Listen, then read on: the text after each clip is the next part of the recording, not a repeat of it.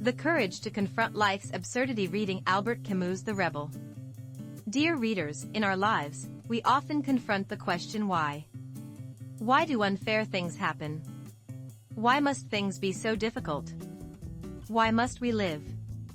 The world gives us no clear answers and often feels like an impenetrable wall. Unlike school tests that have definitive solutions, life is often ambiguous and uncertain. Perhaps this very ambiguity is what makes us feel intimidated when we hear grand terms like knowledge and cultivation. But don't be worried.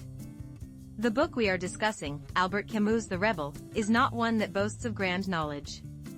Rather, it is a book that extends a hand to help us find answers to life's most basic question: how should we live?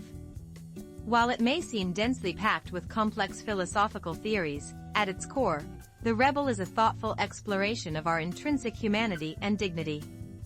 Don't be put off by its complexity, simply sit back and feel how this book resonates with you through the stories I share.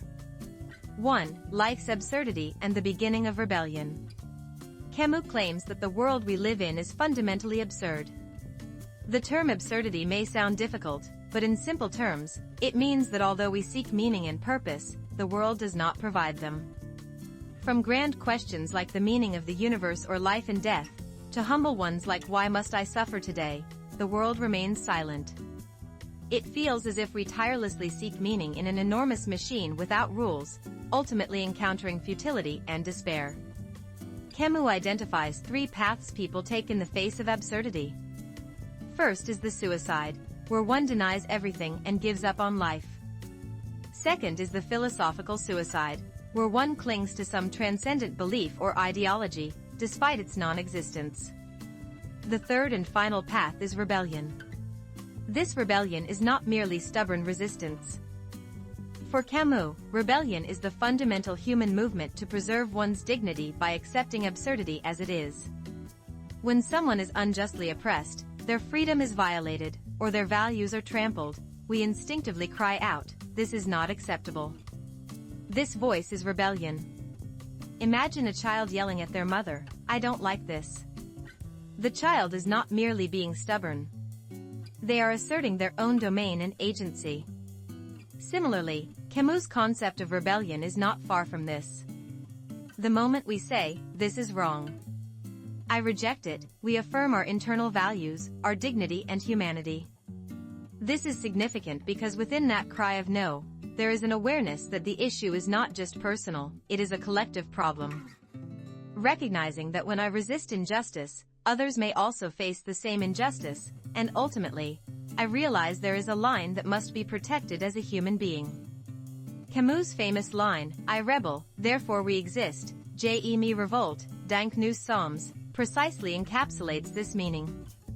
In the moment of rebellion, we no longer stand as solitary individuals but as people united with those who share the same injustice, realizing that there are values we must protect together.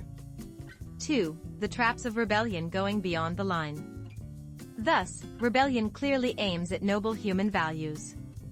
However, Camus warns that through a close examination of human history, rebellion can sometimes lead to dangerous paths, specifically, rebellion that crosses the line into violence and mass murder.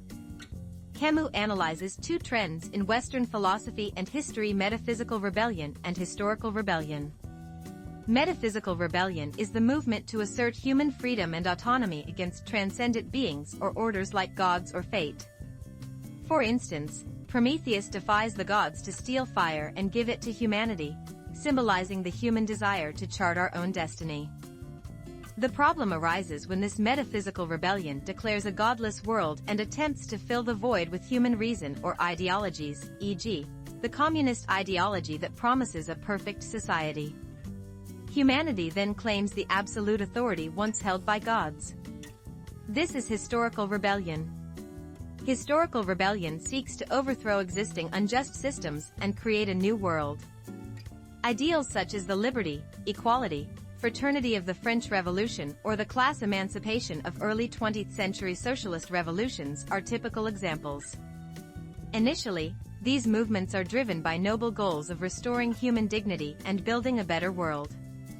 However, Camus witnessed the violent justifications of bloodshed and violence during the course of these revolutions. Revolutionaries believe that for the sake of their utopian future, the current sacrifices are unavoidable. Under the logic that the end justifies the means, they eliminate, purge, and even kill their opponents. When the authority once held by gods is now claimed by revolutionary forces, these leaders sit in a position of judgment over human lives, determining who lives and who dies according to their ideology. Observing the two world wars of the 20th century, the madness of fascism, and the mass purges of Stalinism, Camus experienced deep despair. Why did revolutions that claimed to liberate humanity result in such brutal killings and violence? Why did rebellions meant to defend human dignity lead to the most inhumane violence? At this critical point, Camus insists on not forgetting the limits of rebellion. 3. The true path of rebellion: measure and solidarity. Through the tragic history of rebellion leading into violence and murder, Camus emphasizes the importance of measure. Measure signifies balance, regulation, and limits. True rebellion is not about destruction or extremism but about maintaining a boundary toward oneself, others, and the absurdity of the world. Rebellion is, indeed, the courageous act of saying no, but it must also be the act of saying no further to oneself. Camus sternly warns that when we fight against injustice, we must not become the perpetrators of violence ourselves or treat others' lives carelessly.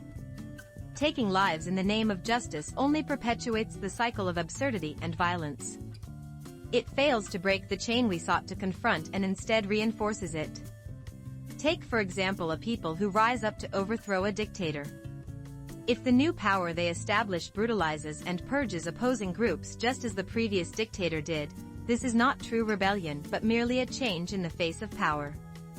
True rebellion is not about merely replacing unjust power but about establishing the principle that no power can arbitrarily trample human dignity and life. This concept of measure reminds us of the importance of solidarity. Like the line, "I rebel, therefore we exist," rebellion is not an isolated cry. My resistance to injustice not only speaks for me but also affirms that this injustice can affect all humanity. Therefore, rebellion gains true meaning only when we empathize with others' suffering and stand in solidarity with them. Solidarity is more than just taking sides. It is an active attitude of recognizing and protecting each other's dignity. By listening to others' pain, viewing the world from their perspective, and pursuing justice together, we form a community of we. Within this solidarity, we transcend the isolation of absurdity and become beings capable of collectively creating meaning. Camus decisively states that no cause, regardless of how noble, can justify murder. Human life is an absolute value that surpasses all ideologies and goals. Therefore, true rebellion does not respond to violence with more violence but breaks the cycle of violence by striving to preserve the line of human dignity. 4. Implications for our lives living as rebellious humans. Now, let's consider what lessons the rebel offers for each of our lives. First, never lose sensitivity to absurdities in daily life. We often live within unreasonable rules and customs that have become so routine that we accept them as natural. We convince ourselves with thoughts like "that's just the way things are" or "everyone else lives like that," and ignore injustice. However, Camus encourages us to constantly question such absurdities and find the courage to shout, "This is not acceptable."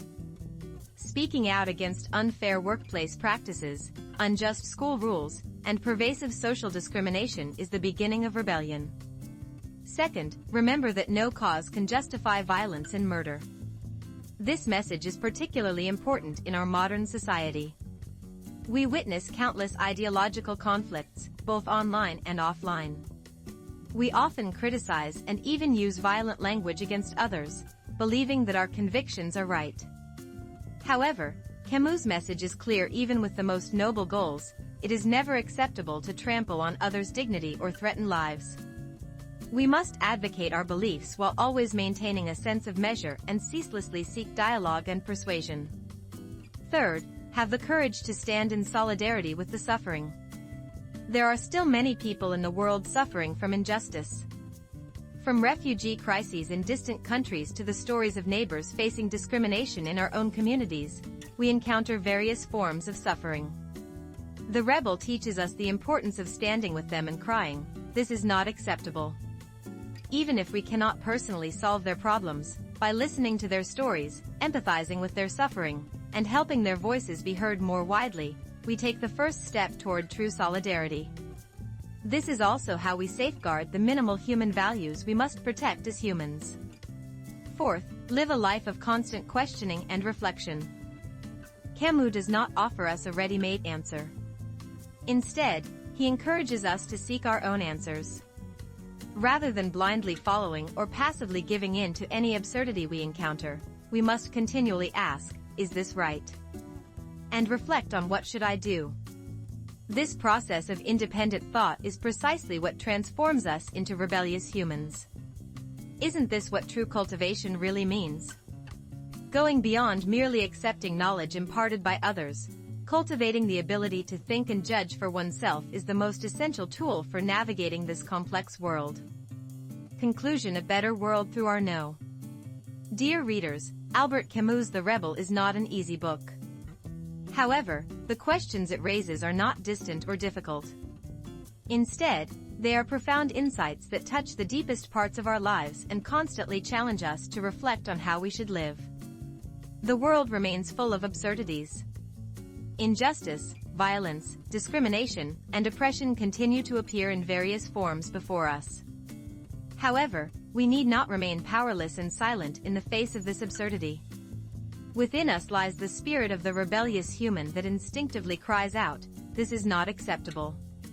Though this cry may sound small and fragile, it contains a noble yearning to protect our collective dignity and create a better world. What is crucial is maintaining a sense of measure, standing in solidarity with those who suffer, and continuously affirming our humanity. The Rebel does not offer answers but instead asks us again the question, how should we live? Through this question, it teaches us that in the absurd world, we can find meaning by living with dignity and solidarity. I sincerely hope this book awakens the rebellious human within each of you and contributes to a more courageous and thoughtful life.